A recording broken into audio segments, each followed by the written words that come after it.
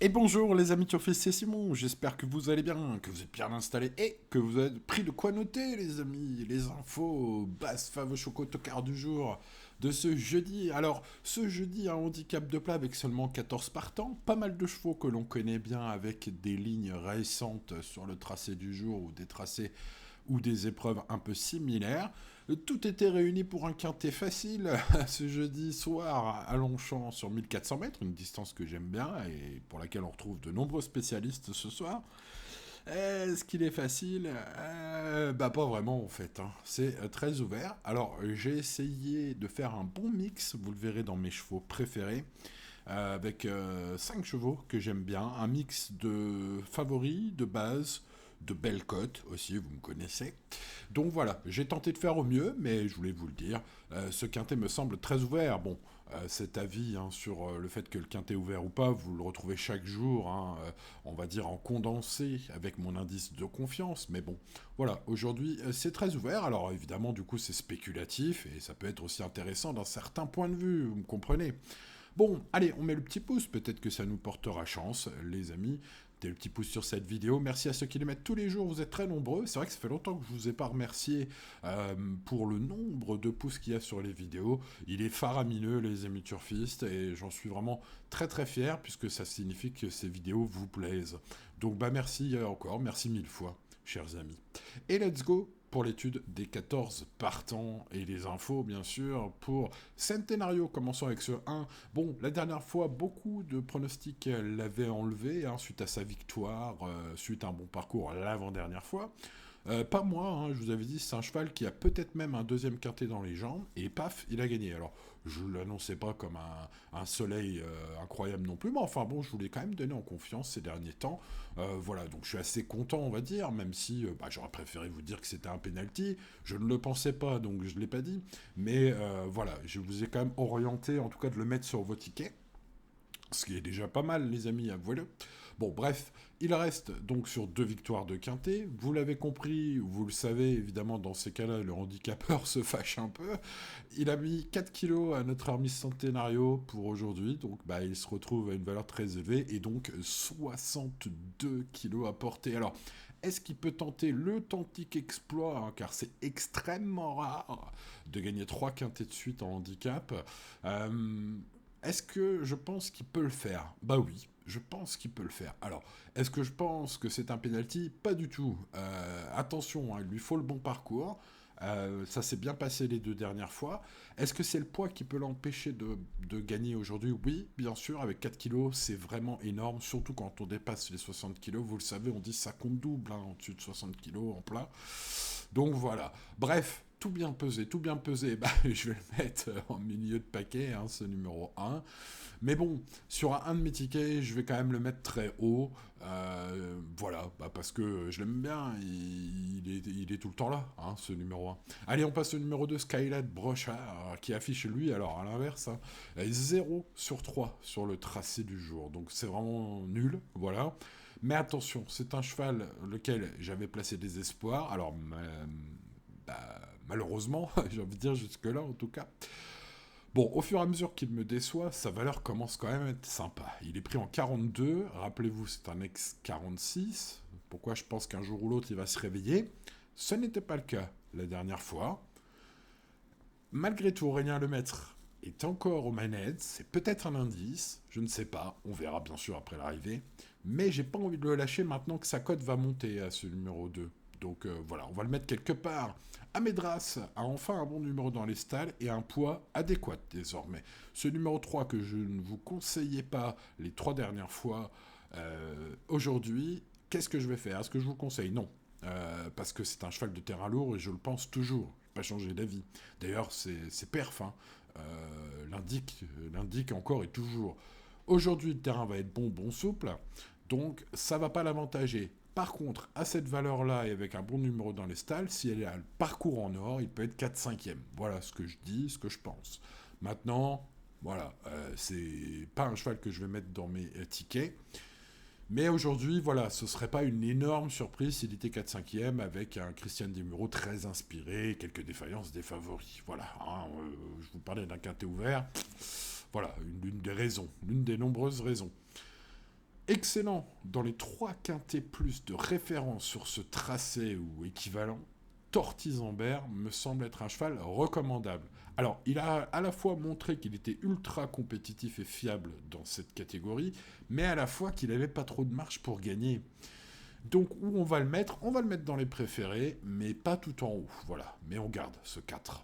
On va garder le 5, Gentleman Beauty, qui est en pleine forme, aime le parcours, vient de s'imposer devant un cheval Stormigo. Alors Stormigo qui court pas aujourd'hui, mais qui a recouru depuis. Et qu'est-ce qu'il a fait Stormigo? Il a gagné son handicap, une ligne en or pour ce numéro 5, les amis turfistes.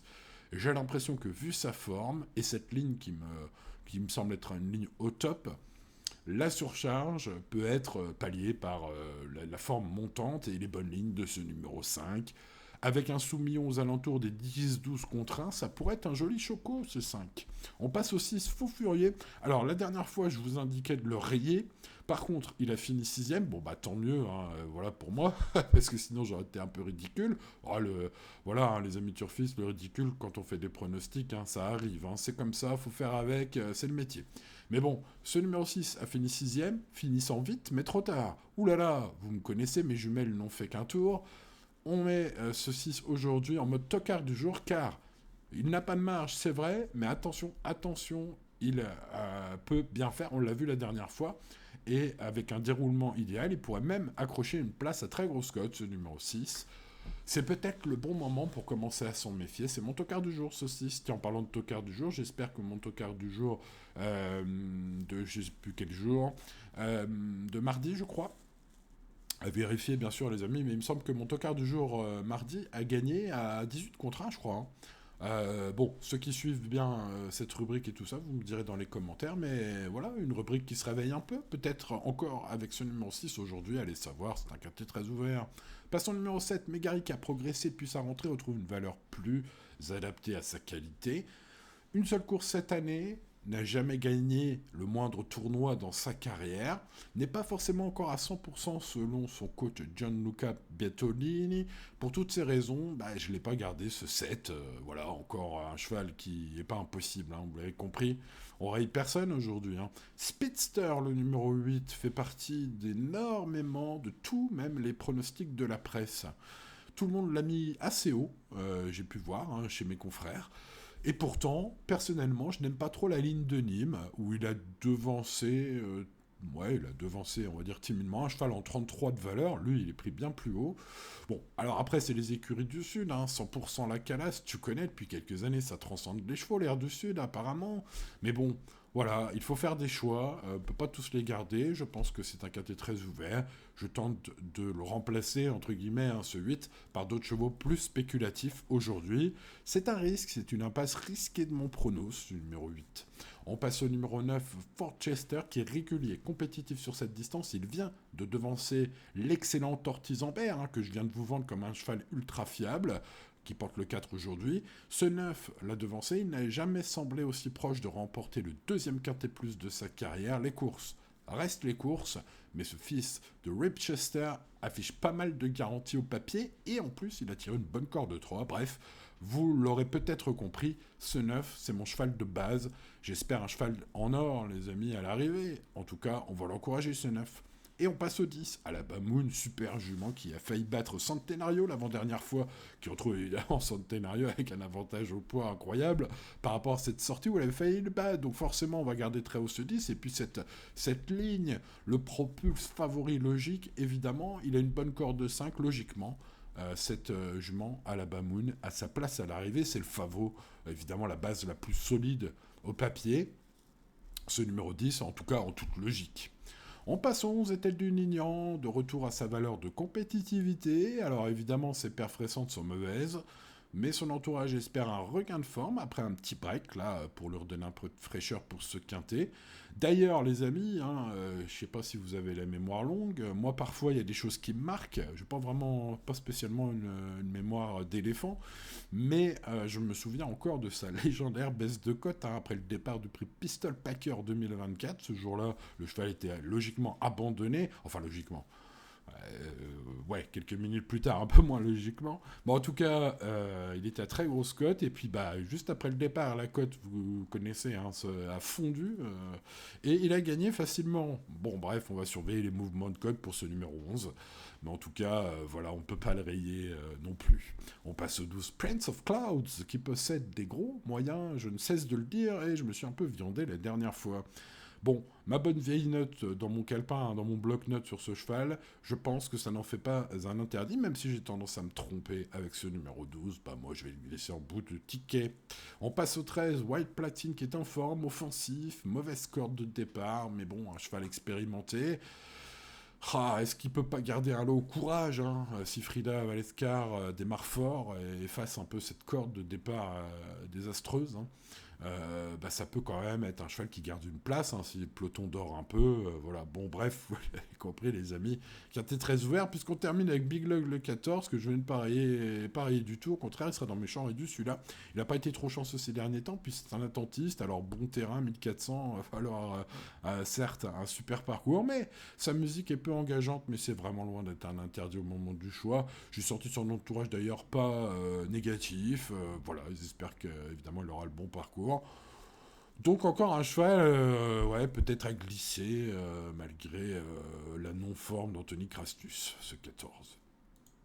Bon, vous l'avez vu les amis, il va y avoir du sport. Il va y avoir du sport. Bon, c'est ce qu'on aime bien aussi, hein, les amis. Mais bon, voilà. Allez, on choisit maintenant. Forchester, je le disais, hein, sa ligne et l'impression visuelle devant Tortizambert, qui est un super cheval, me pousse à dire que c'est le cheval qui a des solides garanties au papier, avec une bonne corde en plus aujourd'hui. Euh, Édouard Montfort, hein, je l'ai relayé son interview, hein, dans ma revue de presse, les amis, sur ma chaîne secondaire. Voilà, est très chaud. Donc voilà, tous les feux semblent au vert pour ce 9. Tous les feux semblent au vert également pour le numéro 10, Alaba Moon, qui est une jument magnifique qui a failli battre Centenario, hein, avec lequel elle retrouve un avantage au poids incroyable, et donc au papier ça le propulse logiquement, favori solide, hein, ce numéro 10. 9 et 10, les amis, 9-10. Et puis bah, après le 5, hein, j'aime beaucoup la ligne de la dernière fois. Alors c'est un cheval qui monte de catégorie, qui est pénalisé au poids, qui reste sur 2 victoires, mais la dernière fois il a battu un cheval qui a gagné un handicap juste après, donc il y a peut-être encore un peu de marge. Aux alentours des 10-12 contre 1, Christophe Soumillon, ça pourrait être un joli choco. Si Christophe est motivé aujourd'hui avec ce 5, ça peut être une petite surprise fort sympathique en termes de cote. En parlant de cote, fou furieux, bah quelle note la dernière fois, je l'avais rayé, il a fini 6ème, finissant vite mais trop tard. Bah aujourd'hui, hein, c'est peut-être le bon moment pour commencer à s'en méfier fortement de ce numéro 6. C'est mon tocard du jour. En espérant qu'il fasse aussi bien que mon tocard du jour de mardi, je crois, hein, vous irez vérifier les amis. Bon, en tout cas, qui était gagnant à 18 contre 1, si je ne me trompe pas, bien sûr. Mais oui, c'était mardi. Voilà, mardi à 18h. Mon tocard du jour s'est imposé à Bellecote dans le Quintet. Donc voilà, les amis. Peut-être un retour en forme de cette rubrique. Si vous suivez cette rubrique, je souhaite que vous ayez bien refait le truc mardi. Et puis que si tel est le cas, ça va durer un petit peu. Bon, voilà, c'est un tocard du jour, les amis. C'est un coup de poker, vous le savez. Bon, alors je vous parlais d'une sélection un peu resserrée sur un mix de chevaux solides et de belles cotes. Vous voyez, l'indice de confiance est seulement de 3 sur 10. Voici ses préférés 9 et 10. Évidemment, là, c'est l'ultra logique, les amis turfistes. 5 et 6, on spécule avec une cote intermédiaire et une grosse cote, 5 et 6. Donc, évidemment que je mets Tortizambert, hein, qui doit faire l'arrivée, ce numéro 4, mais peut-être pas trop de marge pour la gagne. Après, allez savoir avec Stéphane Pasquier, hein, Monsieur Quintet, ce qu'il va nous faire, ce 4. Mais en tout cas, il fait partie logiquement des chevaux à garder logiquement, justement. Alors, que faire du 1 ? Eh bien, écoutez, aujourd'hui, c'était pour l'exploit. Évidemment, gagner 3 quintets de suite, ce serait fou. Le handicapeur l'entend pas de cette oreille, hein, puisqu'il a mis 4 kilos, logiquement, sur sa deuxième victoire la dernière fois. Mais bon, quelle forme, quelle qualité, quel beau cheval, hein, ce numéro 1, vraiment magnifique. Donc bah voilà, il n'y a que le poids contre lui, évidemment, puisqu'il les a tous battus 2 fois, hein. On passe aux 2 Skyling Brochard. Voilà, un cheval qui a un peu trahi ma confiance lors de ses 2 dernières sorties. Mais je ne le lâche pas pour autant, sa cote va être belle aujourd'hui. Un peu le même principe pour le 12, Prince of Cloud. La dernière fois, elle m'a déçu. Mais voilà, il faut jouer la fidélité parfois, les amis. Et puis pour compléter méchant réduit, le 14 Big Lock qui avec un bon parcours peut surprendre à grosse cote si Anthony Crastus se réveille un petit peu. Et pourquoi pas aujourd'hui, voilà. Bon, c'est très ouvert les amis, on va croiser les doigts bien évidemment. N'oubliez pas le petit pouce sur la vidéo, merci à ceux qui le mettent tous les jours, vous êtes les meilleurs. Si ce contenu vous plaît, n'hésitez pas à vous abonner à cette chaîne. Les amis, tous les jours une étude complète, tous les jours ou presque bien sûr, une étude complète de tous les partants et pas mal d'infos me semble-t-il. En tout cas j'espère que ça vous est utile. N'hésitez pas à vous abonner, même activer la cloche pour ne rien manquer. Des fois, voilà, on va dire YouTube oublie un petit peu de me référencer, pour pas passer à côté. Les amis, pensez à activer la cloche, bien sûr, si ce contenu vous intéresse quotidiennement. Bon les amis, c'est déjà fini, il est temps de se quitter. Le temps pour moi de vous rappeler bien sûr de jouer raisonnablement comme tous les jours et tout ira bien. Allez, bonne chance à vous pour ce jeudi soir à Longchamp et à demain pour de nouvelles aventures. C'était Simon, ciao ciao.